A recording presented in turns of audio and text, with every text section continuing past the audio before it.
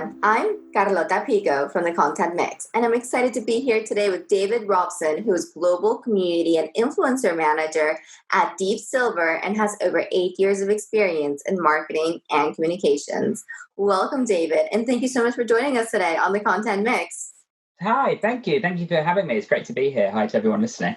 The pleasure is ours. Today's interview will focus on influencer marketing, but before we get to that, let's start off with some general questions. Could you tell me about your background, a bit about Deep Silver, and also how you got into your current role?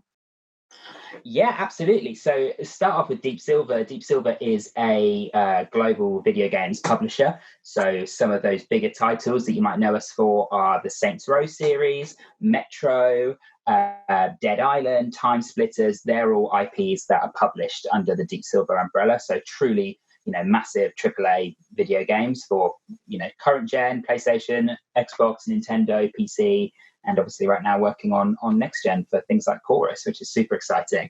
And myself, so it's a long, weird story about how I got into marketing and influencer marketing. But I used to act. That was my jam for a long, long time. And as I was doing that, I really kind of saw this rise of influencers and YouTubers, particularly at the time. And I just absolutely fell in love with watching and absorbing this content. And at the same time, I was kind of really interested in production and making content. So the two kind of naturally fell hand in hand. And I thought, that is absolutely what I wanted to do. So went off to uni, did a media degree, media, film and cultural studies at Kingston University in London. And everyone would always be like, oh, we're going to do with a media degree. And you think, well, actually, I'm going to end up working in influencer marketing, cutting edge of social media in video games. So that's what I'm going to do. But I mean, I started off in as a marketing assistant, and I graduated for a B2B IT distribution company in a really small town near me. And learned so much, just a real great general grounding in like commercial sales-led marketing, which, at the time, I probably didn't massively appreciate how lucky I was, but that was my kind of starting point. But ultimately, as time went on, I was like 22, 23. I really wanted to move over to a space that I loved and, loved the product just as much as I loved marketing in general. So I knew I wanted to be consumer side, and I knew I loved gaming. So went over and worked for Game, which is the biggest high street retailer of video games in the UK. Did some really great stuff with them. They then purchased a company called Multiplay, who at the time ran Insomnia Gaming Festival, which is the UK's biggest gaming festival at the NEC, 60,000 people.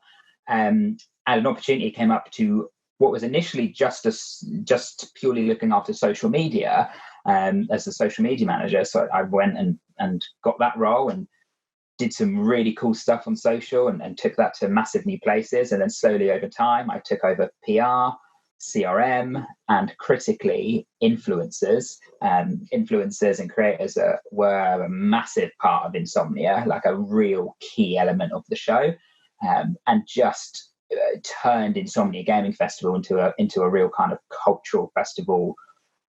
Very pop culture led. Our influencers and our creators suddenly became not just the biggest names in gaming, but the biggest names in vlogging and the commentary community.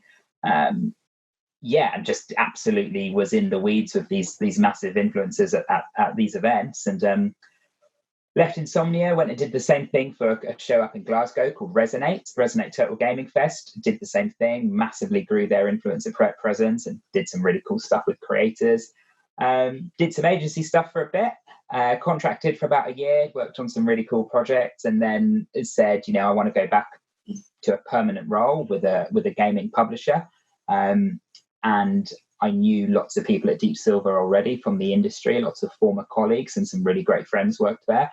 And the stars totally aligned, because just as I was looking for a new role to manage influencers for a gaming publisher, Deep Silver, who are literally 10 minutes up the road from me, we're also looking for someone to come on board and run influencers for the first time. So yeah, the stars aligned. No way. So for all of our gaming lovers who are watching us today or listening into the podcast, could you talk to us about the skills that you need to be effective in your role?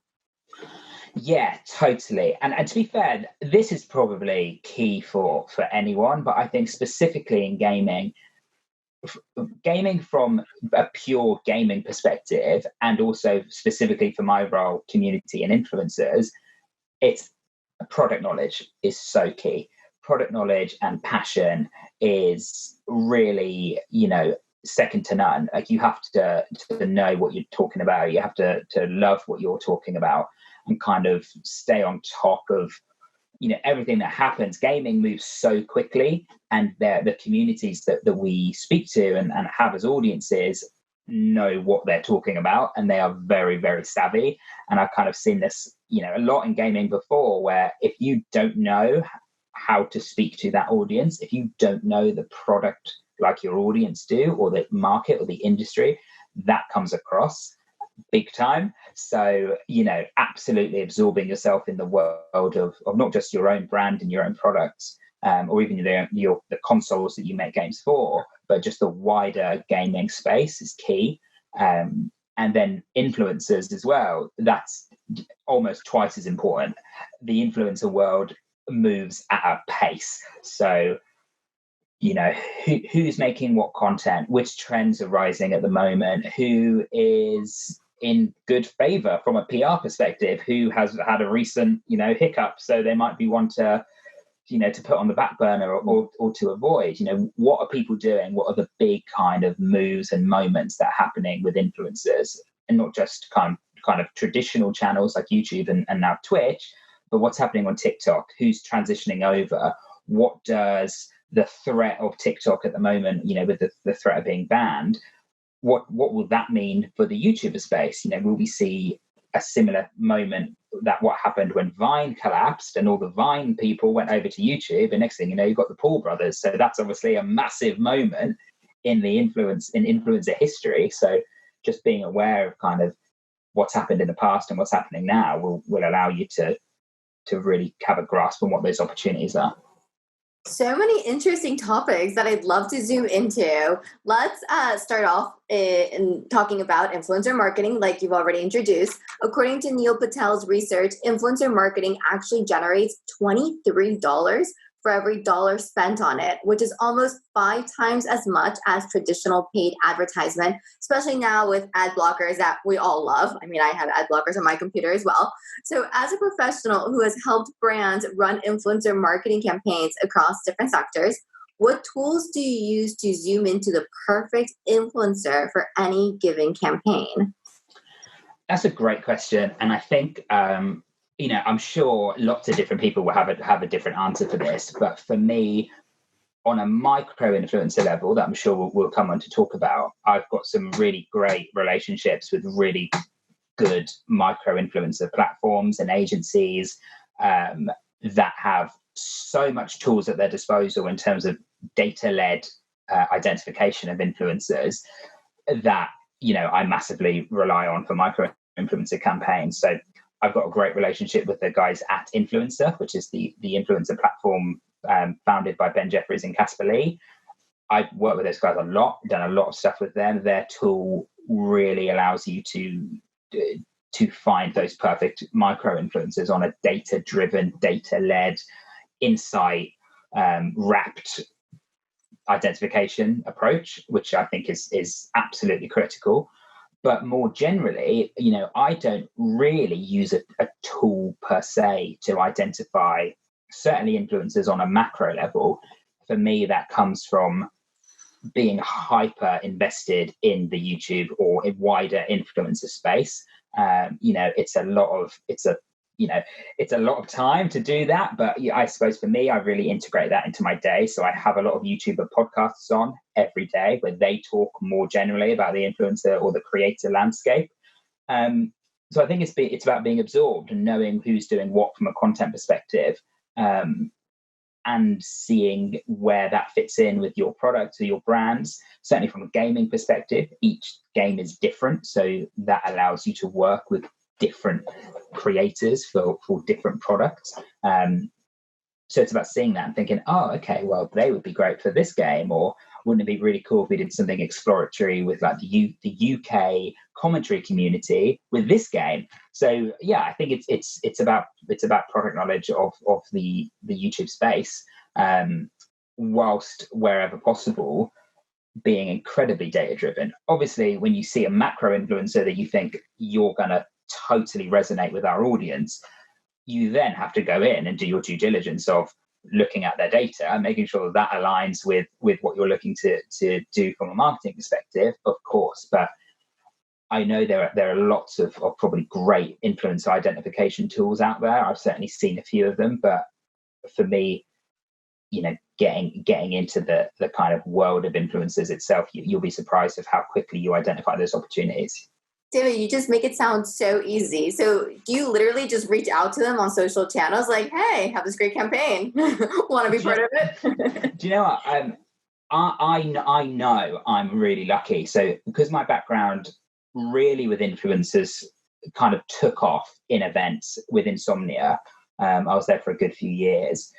That was working with these guys on the show floor at their meet and greet stands, closely working with them for all of our promotion for the event, going out for drinks with them, going out for dinner with them, ending up in the casino with them. Like, this was a hands-on the show floor kind of deal.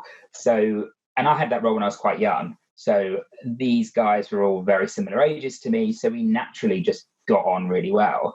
And I talk about this not as if it was like 5 or 6 influencers. This was, like a full roster of influencers and creators at these events. So, I really quickly built some real, long-lasting and great relationships with a lot of influencers who were, massive and also much, much smaller. Some of those much, much smaller guys are now massive. So, in terms of a phone book or however you look at it like that, I know that I'm lucky that I do have a lot of great direct relationships. So if I haven't worked with them before, they will know the person I want to work with. I had that literally the other day, where for Saints Row the Third Remastered, I really wanted to work with a creator called Call Me Kevin, who's so good, such a great gaming YouTuber and streamer. I'd never worked with him. I didn't know him. I didn't know who his agent was. Obviously, you could find out who represents him. That's not a difficult task.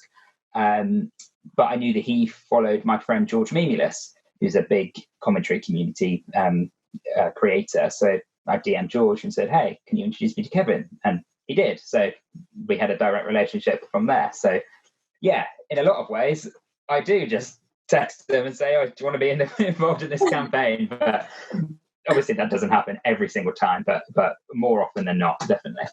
Okay, so then how much should an influencer get paid? How do you know that? Well, that is a really big question, because there are so many variables. In terms of, I know what the market rate would be. So if I'm speaking to a creator and I know who they are and I know what their following is, I know the content that they produce, I know what their engagement is like, I know what views they get, I can just say in my head, oh, I think you're probably going to be around, 15K for an Instagram post or 15K for a YouTube video, whatever it might be. I can guess what that would be, and more often than not, I'm probably, quite close to hitting the mark. But it depends what you want them to do. There are so many different standard integrations or standard ways of working with an influencer. So, if they're a massive vlogger and you want to integrate your brand messaging within one of their vlogs, that's going to be quite a high value cost. Less so than having a dedicated video that's been put on their channel all about your product.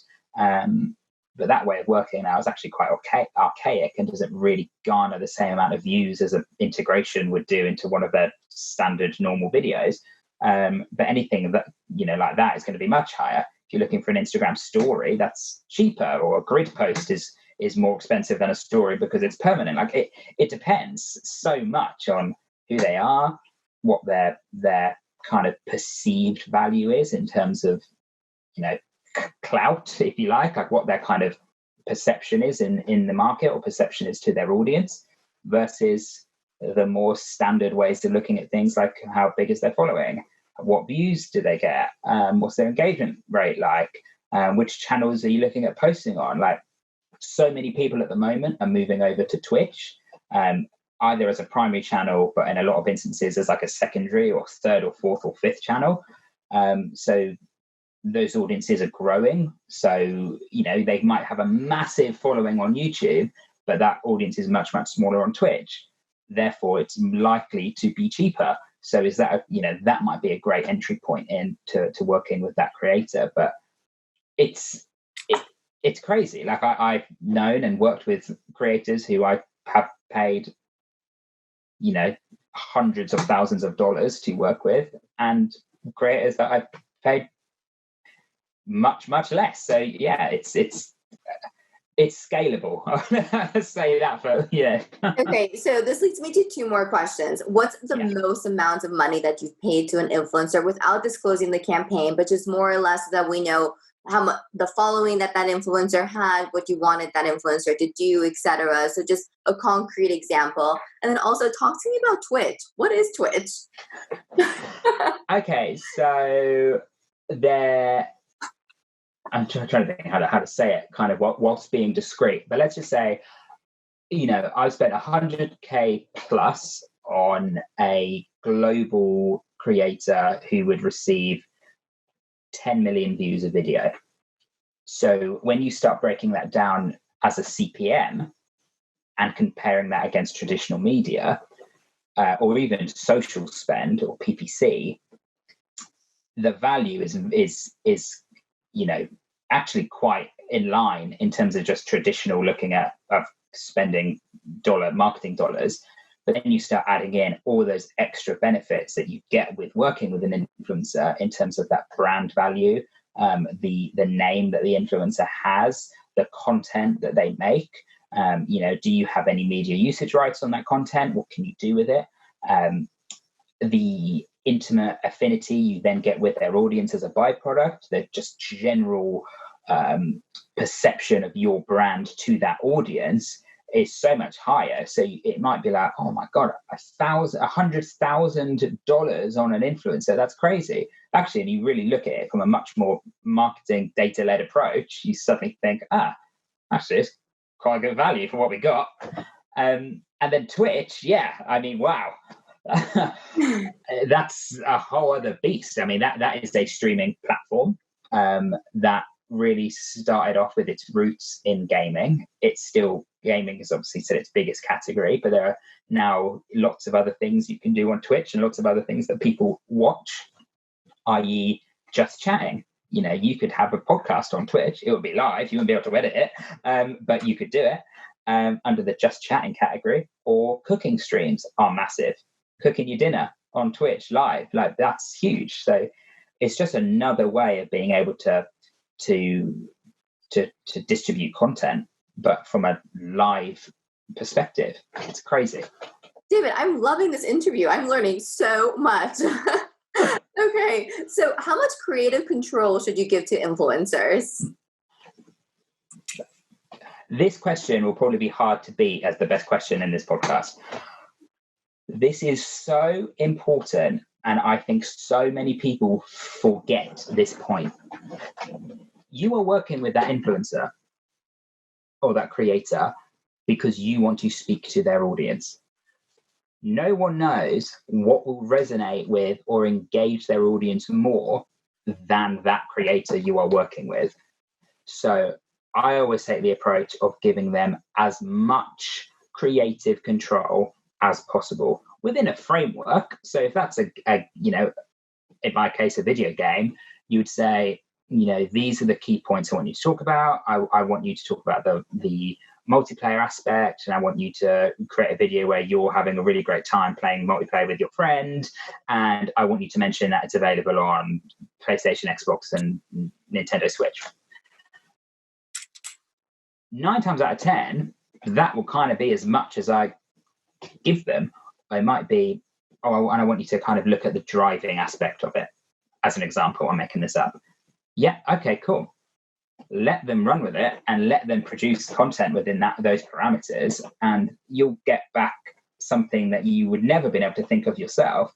They might do like, could come up with anything crazy. They could do like, I've recreated Batman and Robin in your game, or something, to that effect, that you would never have briefed. But you could get something back that's really great. Their audience loves, and ultimately drives higher engagement, higher views, whatever it is you're looking to achieve. So yeah, I think give them as much control as possible. Set a framework, establish what those KPIs are. And I don't mean KPIs in terms of guarantee of views, likes, clicks, anything like that. I mean KPIs in terms of what I want you to talk about, what I want you to shout out, any sort of brand-led messaging that needs to go in there. But give them the control that they should have. So then how do you measure the success of these campaigns? What measurements do you use? So and I think I have to be careful when I speak about this, because I'm very aware that I am in a position where I am managing campaigns on a global scale. So I am looking at, top line awareness always, as with any campaign. And certain creators, your bigger, your macro, your kind of god tier creators, as I would call them, play a real key role in that. They are your massive social superstars who are there to drive awareness of your product on a global or national scale. For me, that's all about get me as many views within our audience as you can. And particularly if you've aligned your target audience with your creator well, if you've done that job, the brief then is get me as many eyeballs as possible, particularly if you're working with 5, 10, 15 massive influencers. Obviously, that comes quite naturally.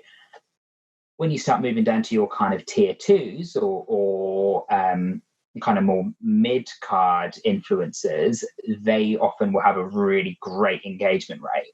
So then you can start saying, okay, well, you might have 1 million subscribers in the UK. And that's a really good point. And I'm talking about 1 million subscribers, that's tier 2, tier 1 level. God tier, I'm talking 10 million plus. You've got a really great following, probably in a specific territory. They're hyper engaged with you. So let's start looking at call outs and click throughs to the website. And then, of course, if you've got a great digital PPC campaign and you do loads of cool, crazy stuff with pixels, then you can get those people into your kind of retargeting program. So then you might be looking at action in the sense of clicks to the website, social followers, something a little bit harder and a bit more tangible that you can track against those more engaged influencers. Then you kind of go down further and you look at micro influencers, and then you can think, right, you are the guys who have a much smaller following, but your audience are hyper engaged. So for me, at that point, they become much more about direct conversions. And sometimes, depending on how your business or your brand is set up, that can be hard because you might not have a direct conversion route. You might not sell direct.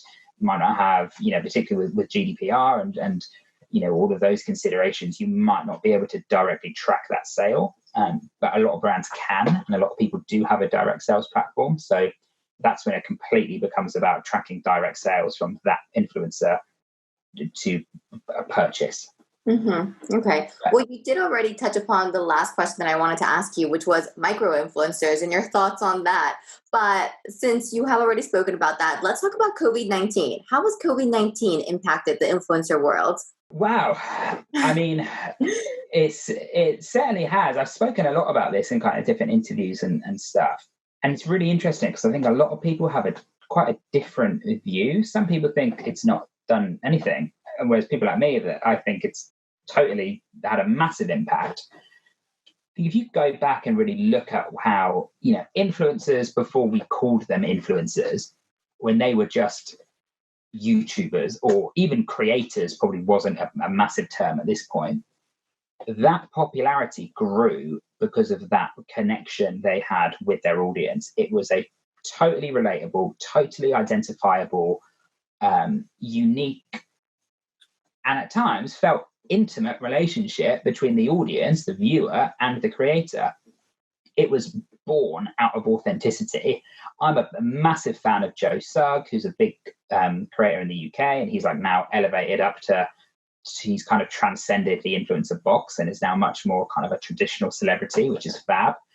But way back when I used to watch his vlogs, he used to have this series called Reading from My Diary, where he would literally read chapters from the diary that he wrote when he was in year 7, so like 11 years old.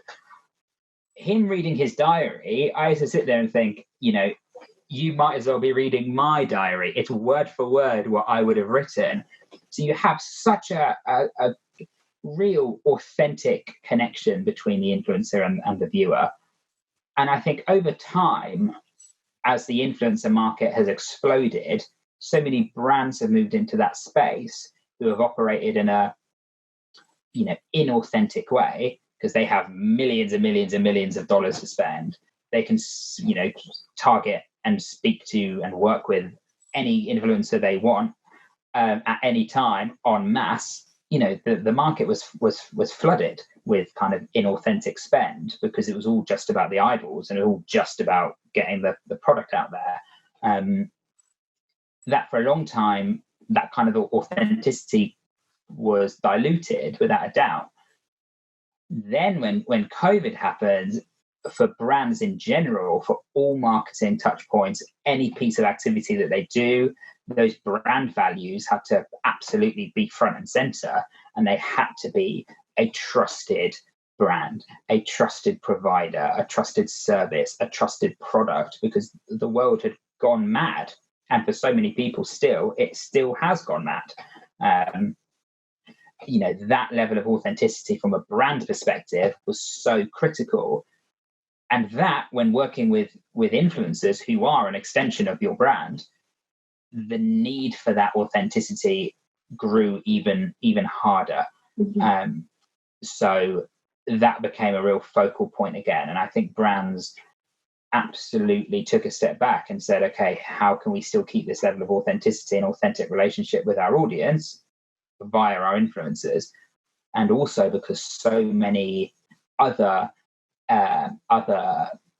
ways that you can spend your marketing dollars became unavailable, i.e. events. Suddenly, some brands saw they had all this allocated spend that was no longer able to be fulfilled. So how do we spend that? Well, the answer to a lot of that for a lot of brands was in influencer marketing. I think a combination of more dollars becoming available, and I appreciate, for some businesses and some brands, that was not the story at all. They had a real difficult, hard time because of COVID. Of course they did. But for some people, that wasn't the case. They had cash available that they could no longer spend, certainly the way that they wanted to spend it. So, I think that really took the industry and influence marketing in general back to that authentic, who makes sense for us to work with, to speak to our real, core audience. So I think it had actually largely a really good impact. And then secondly to that, people who aren't in the influencer space, my mum, for example, there are certain influencers she has heard of, largely because they've been involved in some quite negative PR stories. They've done something that has been viewed with such disregard. It's ended up, BBC News at 6. So, for people not in the space, had been over the last kind of 3 years, a lot of negative stories about influencers in general. But what was great from my perspective to see, particularly in the early days of COVID-19, there was this real focus from influencers to keep their audience safe.